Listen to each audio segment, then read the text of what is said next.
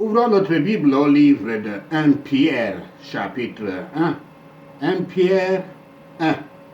Exhortation à la sainteté. Exhortation à la sainteté. La première épître de Pierre a été écrite par Pierre, l'un des 12 disciples de Yahshua, qui était devenu le dirigeant de l'Église chrétienne du 1er siècle. Comme d'autres écrivains, d'autres auteurs du Nouveau Testament qui avaient écrit leurs lettres à lettres avec l'aide des scribes, comme nous le voyons dans Romains 16, verset 22, Galates 6, verset 1, Pierre avait peut-être dicté cette lettre à Silas, qui avait amélioré le style et la qualité du grec, parce que le grec, c'est la langue d'écriture de tous les livres du Nouveau Testament, sauf un, le livre de l'évangile de Matthieu, qui avait été écrit en hébreu. Pierre avait écrit aux croyants vivant dans la partie nord de l'Asie mineure. L'Asie mineure était une région colonisée par les Romains, l'Empire romain, dans la Turquie actuelle. Il les avait donc écrit cette épître pour les encourager à supporter fidèlement la persécution à la lumière du salut glorieux que le Christ a accompli pour eux et à considérer leur souffrance comme faisant partie intégrante de leur œuvre au service de Yahweh. Ces disciples du Christ avaient été persécutés à cause de leur foi. Pierre les exhorte donc à se rappeler combien Yahshua avait souffert pour eux et à suivre son exemple en faisant confiance à Yahweh pour s'occuper d'eux. Parce que Dieu les a choisis pour être son peuple et que Yahshua a souffert et est mort pour eux, Pierre dit à ses disciples du Christ qu'ils devraient mener une vie sainte. Il leur explique ensuite comment ils peuvent vivre en tant que disciples du Christ dans ce monde pécheur et avoir l'espoir pour l'avenir. Premièrement, Pierre est un excellent livre pour faire voler en éclats toutes les fausses attentes concernant Yahweh et ce que signifie servir Dieu. Il nous donne des attentes réalistes quant à ce que ce monde a à offrir et quelle perspective peut nous aider à traverser des moments difficiles. Les mêmes grandes doctrines comme dans les épîtres de l'apôtre Paul sont appliquées ici aux mêmes fins pratiques. Et cet épître est remarquable par la tendresse, la douceur et l'humble amour avec lesquels elle est écrite. Elle fournit un résumé court et pourtant très clair des consolations et des instructions nécessaires pour encourager et guider le disciple du Christ dans son voyage au ciel, suscitant ses pensées et désirs vers le bonheur et renforçant contre toute opposition sur le chemin à la fois de la corruption qui vient de la corruption à l'intérieur et des tentations et afflictions à l'extérieur. 1 Pierre 1 versets 1 à 9. L'apôtre bénit Dieu pour ses bienfaits spéciaux par le Christ. Verset 4. Pierre met l'accent sur la question de l'héritage. L'espoir du croyant ne consiste pas simplement à aller au ciel, mais à l'héritage qu'il attend là-bas au ciel. Cet héritage est impérissable. il ne peut pas être détruit. Il est également non souillé, ou une autre façon de le lire, c'est libre. Il est sans péché, sans péché. C'est ça, non souillé. Il n'est pas altéré par le temps et ne perdra pas sa valeur. Enfin, il est inconditionnellement réservé, gardé. Le point essentiel d'une réserve est qu'elle soit garantie. Verset 5. Les croyants ont non seulement un héritage protégé, mais ils constituent également un peuple protégé. Si Yahweh veut protéger leur héritage dans les cieux, il les protégera également sur la terre. Verset 6. Pierre prétend que dans ce monde, il y aura des épreuves. Mais ces épreuves sont momentanées dans la perspective grandieuse de l'éternité. Nos épreuves, quand on voit même l'éternité, c'est comme un éclair qui est arrivé et qui n'est même pas visible quand on considère cet éclair-là dans l'éternité. Je crois que je vais faire une vidéo, du moins écrire un texte, je vais écrire un sermon dans cette notion de l'infinité et de l'éternité, comment ça s'applique, comment les Écritures les Écritures saintes et notre Dieu Yahweh est la solution à cette grande incompréhension de l'homme. La foi affichée lors des épreuves sera la foi qui nous délivrera un jour de ce monde. Verset 7.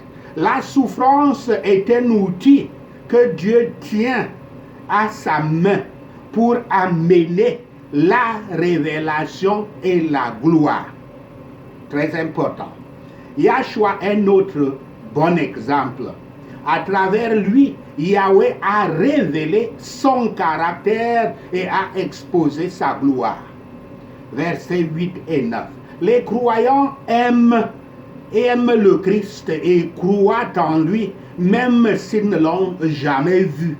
En conséquence, ils gagneront le salut du monde dans lequel ils vivent, à partir du monde dans lequel ils vivent. Cet épître s'adresse aux croyants en général, étrangers dans toutes les villes et tous les pays où ils vivent et sont dispersés parmi les nations. Un chrétien doit toujours se considérer comme étranger là où il vit, même dans son propre village natal. Il doit toujours se considérer comme étranger sur cette terre.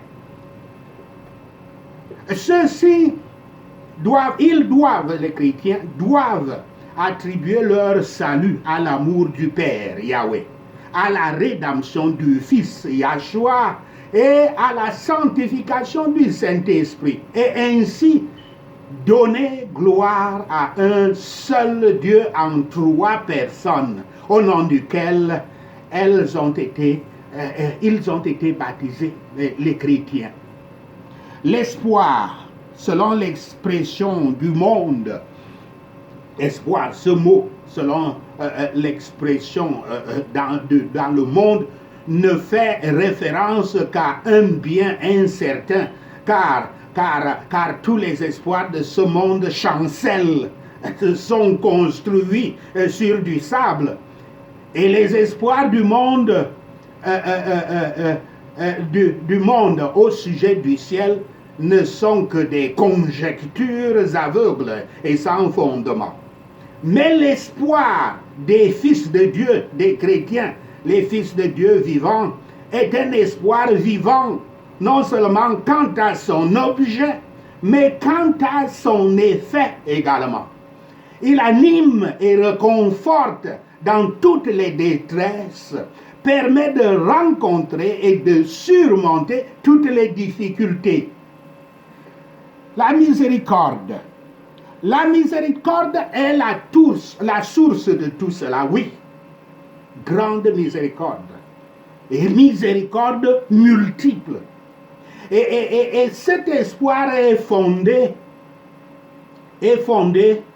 sur le salut. Et cet espoir fondé du salut est un principe actif et vivant d'obéissance dans l'âme du croyant.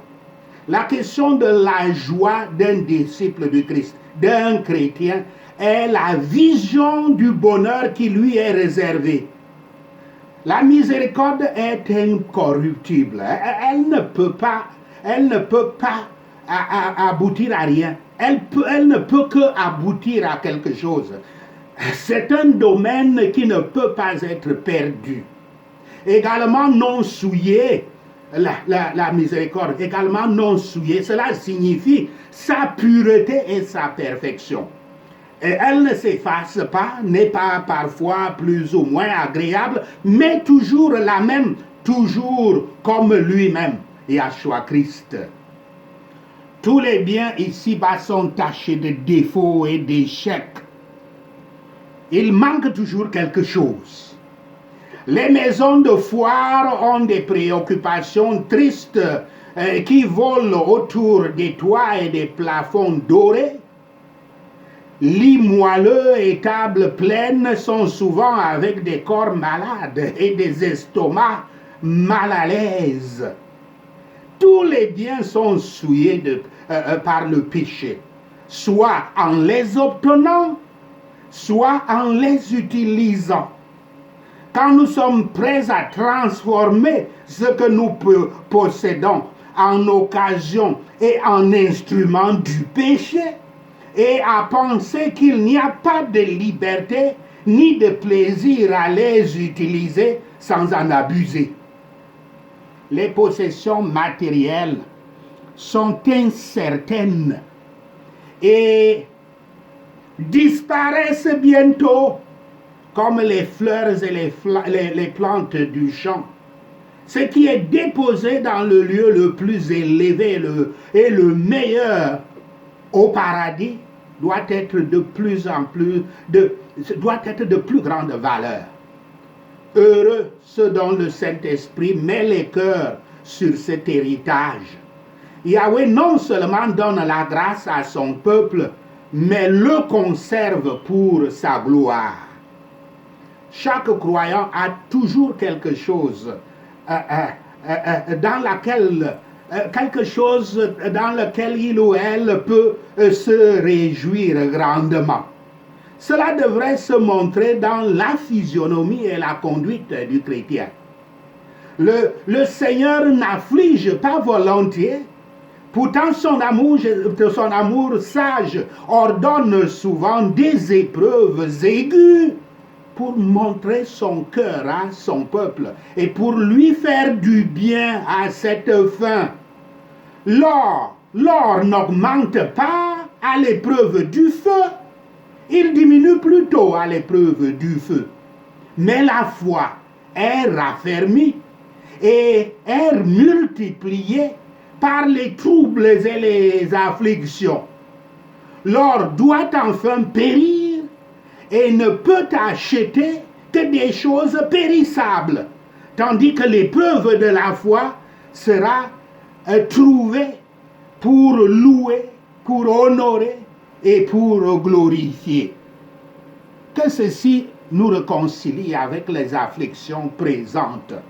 Cherchez donc à croire l'excellence du Christ en lui-même et son amour pour nous. Cela allume le cœur, cela allume dans le cœur un feu qui le fera s'élever en sacrifice d'amour pour lui. Et la gloire de Yahweh et notre propre bonheur sont tellement unis que si nous cherchons sincèrement l'un maintenant, nous trouverons l'autre quand l'âme ne sera plus soumise au mal. La certitude de cette espérance est comme si les croyants l'avaient déjà reçue. 1 Pierre 1, versets 10 à 12. Le salut par le Christ annoncé par les anciennes prophéties. Yahshua le Messie était le sujet principal des études des prophètes. Leur quête sur les souffrances du Christ et les gloires qui devraient suivre conduisait à une vision de tout l'évangile, la somme dont il est question, à savoir, le Christ Yahshua a été livré pour nos offenses et ressuscité pour notre justification. Yahweh est heureux de répondre à nos besoins plutôt qu'à nos demandes. Écoutez très bien, Yahweh est heureux de répondre à nos besoins plutôt qu'à nos demandes. Pourquoi? Parce que le cœur, cela nous rappelle Jérémie 17, verset 9, le cœur est méchant, le cœur est décevant et désespérément méchant. Par conséquent, les désirs qui viennent dans notre cœur ne sont pas purs, ne sont pas bons même pour nous. Certains de nos désirs viennent, Satan met ces pensées-là dans nos cœurs afin de nous détruire. À travers, si ce que nous demandons nous était donné, nous pourrions être détruits par cela. Donc, Yahweh est heureux de répondre à nos besoins plutôt qu'à nos demandes. Et c'est lui qui connaît le mieux nos besoins, ce dont nous avons besoin. La doctrine des prophètes et celle des apôtres s'accordent parfaitement pour dire qu'elles proviennent du même Saint-Esprit de Dieu. L'évangile est le ministère du Saint-Esprit. Son succès dépend de son opération et de sa bénédiction. Cherchons donc ensuite avec diligence les Écritures. Fouillons les Écritures qui contiennent les doctrines du salut. 1 Pierre 1, verset 13 à 16. Tous sont exhortés à la sainte conversation. Verset 13. Pierre utilise la métaphore de quelqu'un saignant ses reins pour illustrer son travail sur le terrain et se préparer au combat. Au premier siècle, si un homme voulait, vous savez qu'au premier siècle, la couture n'était pas encore développée pour porter des pantalons. Donc ce qui était facile, c'est de broder à la main de tisser le tissu. Et puis on mettait ça, et puis ça faisait une longue robe. Donc, au premier siècle, si un homme voulait travailler sur le terrain, il ramassait sa robe, il la tirait entre ses jambes, puis la nouait autour de sa taille. Cela permettait d'éliminer l'excès de tissu afin qu'il puisse travailler. De même, un guerrier ramassait ses vêtements et il les plaçait à sa taille afin de pouvoir combattre efficacement. Verset 6, verset 16. Pierre cite Lévitique 11. Dans Lévitique 11, il cite un extrait du passage qui décrit les lois diététiques qui distinguent les Juifs des cultures qui les entourent, des civilisations qui les entourent. Je cite ce passage. « Je suis Yahweh, votre Dieu. Vous vous sanctifierez et vous serez saints, car je suis saint. Et vous ne rendrez point impur partout. Vous ne vous rendrez point impur par tous ces reptiles qui rampent sur la terre. » Fin de citation. Citation de Lévitique 11, verset 44. Aujourd'hui, nous ne sommes pas liés, dans le Nouveau Testament, la Nouvelle Alliance, nous ne sommes pas liés par ces lois diététiques, car les aliments propres et impurs mentionnés par notre Seigneur Yahweh ne concernent pas les animaux physiques énumérés. Et puis manger ne veut pas dire mettre dans les manger spirituellement ne veut pas dire mettre dans la bouche et puis mâcher. Manger, ça veut dire absorber la doctrine d'eux, ou bien s'associer avec, ou bien suivre. Par contre, nous sommes appelés à manger le Christ, parce que nous devons être ses disciples, ceux qui le suivent. Donc, au lieu donc de cela, nous sommes liés par notre engagement à imiter le caractère de Yahshua, ce que j'ai dit en d'autres termes. C'est lui que nous devons manger.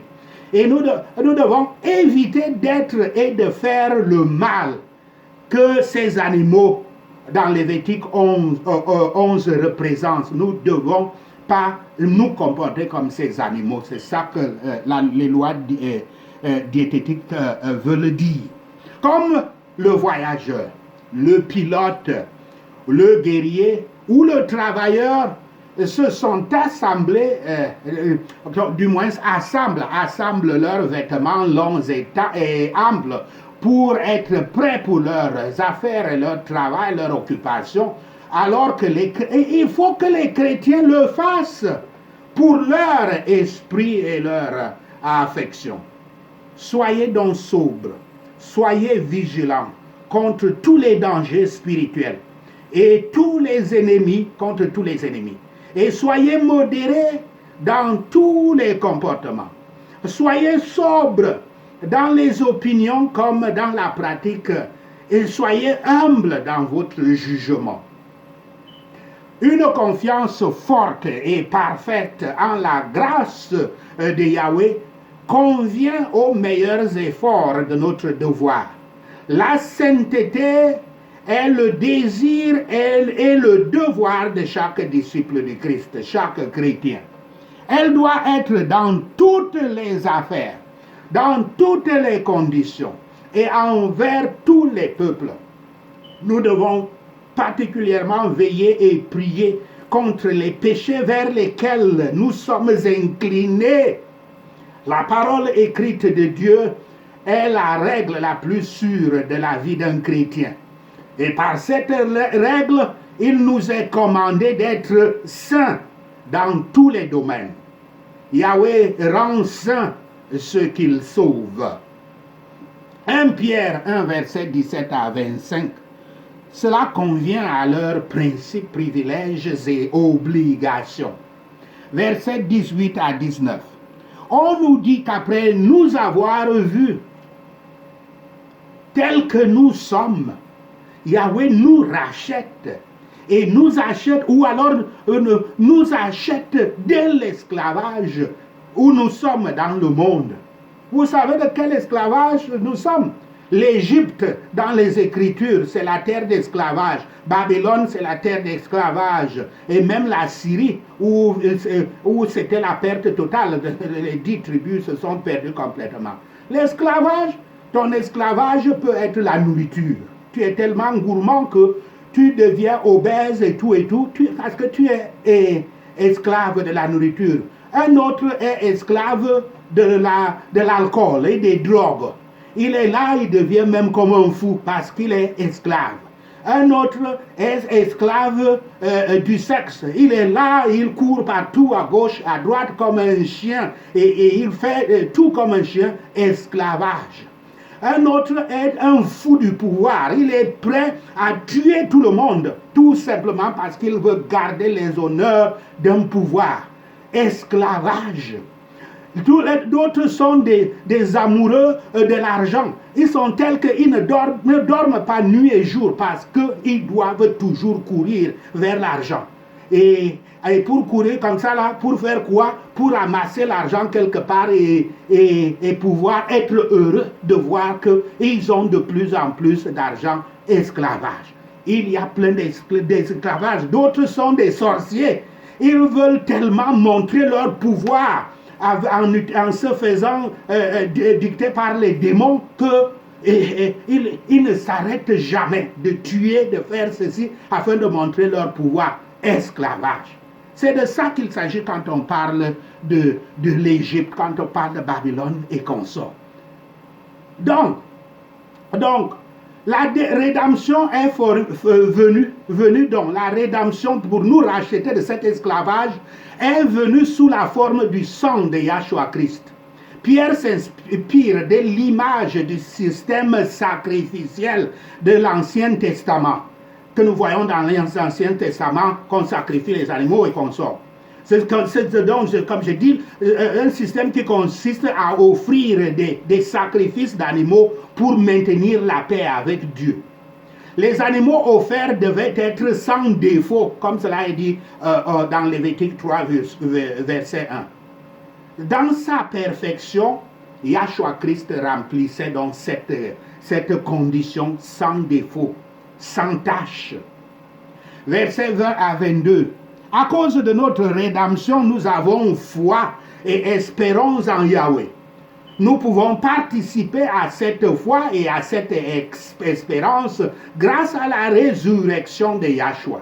La résurrection était le signe que Yahweh était satisfait et que la rédemption était complète.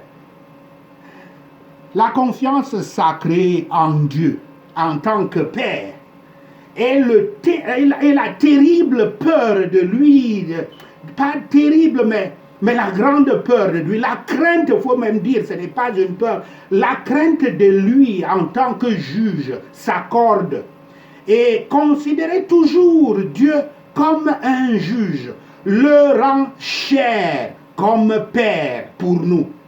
Et si les croyants font le mal, Yahweh leur rendra visite avec les corrections, parce que le chrétien doit se considérer comme un enfant dans ce monde. Il est toujours en apprentissage, même s'il meurt dans son âge le plus vieux. Il le sentira en lui qu'il a toujours besoin d'apprendre. Et il est un enfant, et Dieu notre Père doit le corriger quand il fait une erreur, pour qu'il reste sur la droite voie, de façon à mériter le royaume auprès de lui, le royaume des cieux, le paradis. Ensuite, que les chrétiens ne doutent pas de la fidélité de Yahweh à ses promesses, qu'ils ne cèdent pas à la terreur qui assouvit souvent sa colère, mais qu'ils révèrent la sainteté de Yahweh. L'enseignant peureux, le prédicateur peureux est sans défense et Satan le prend captif à sa guise. L'enseignant découragé n'a pas le cœur à se servir de ses avantages et il est facilement amené à se rendre. Le prix payé pour la rédemption de l'homme était le sang précieux du Christ. Non seulement ouvertement méchant, mais une conversation non rentable, non profitable est extrêmement dangereuse, même comme elle peut impliquer une culture, surtout pour ceux qui suivent les cultures des hommes. C'est une folie de se résoudre à dire quelque chose comme ceci. Je vivrai et je mourrai de cette manière parce que mes ancêtres sont morts de cette manière. Yahweh avait des objectifs de faveur spéciale envers son peuple. Je m'excuse. Yahweh avait des objectifs de faveur spéciale envers son peuple, longtemps avant qu'il ne leur manifeste une telle grâce. Mais la clarté de la lumière, les supports de la foi, le pouvoir des ordonnances sont tous beaucoup plus grands depuis que le Christ est venu sur la terre.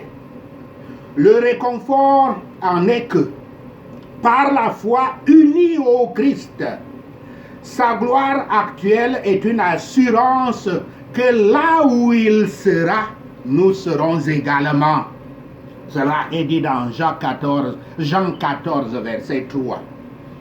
L'âme doit être purifiée avant de pouvoir abandonner ses propres désirs et indulgences.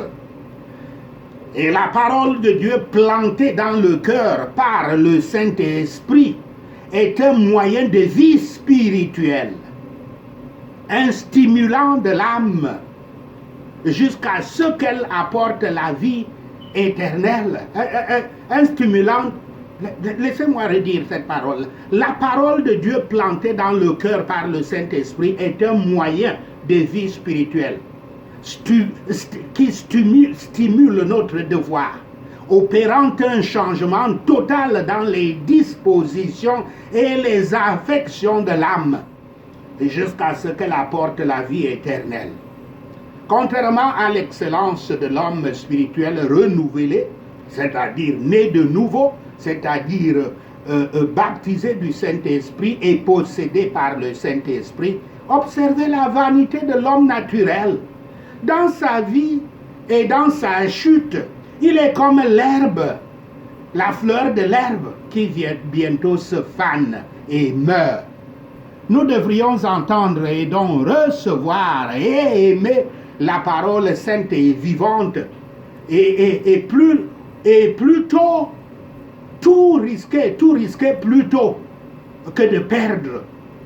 Et nous devons bannir tout ce qui est dû dans ce monde. Nous devrions le loger dans nos cœurs comme notre seul trésor. Nous devons loger la parole de Dieu dans nos cœurs comme notre seul trésor et le gage certain du trésor de gloire déposé pour les croyants au ciel. Sachez ceci, et le Seigneur Yahweh vous bénira. Prenons ces points de prière. 1 Pierre 1, basé sur les Écritures, cette écriture de 1 Pierre 1. Que la grâce et la paix soient en abondance avec les frères et sœurs qui ont été choisis selon la préscience de Dieu le Père, au nom de Yahshua le Messie. Que la grâce et la paix soient en abondance avec les frères et sœurs qui ont été choisis par l'œuvre sanctifiante du Saint-Esprit pour obéir à Yahshua Christ et asperger de son sang au nom de Yahshua le Messie. Dans la grande miséricorde de Yahweh, il nous a donné une nouvelle naissance dans une espérance vivante à travers la résurrection de Yahshua Christ d'entre les morts, au nom de Yahshua le Messie. Il nous a donné une nouvelle naissance dans un héritage qui ne peut jamais périr, se gâter ou se faner, au nom de Yahshua le Messie. Cet héritage est gardé dans les cieux pour nous qui, par la foi, sommes protégés par la puissance de Dieu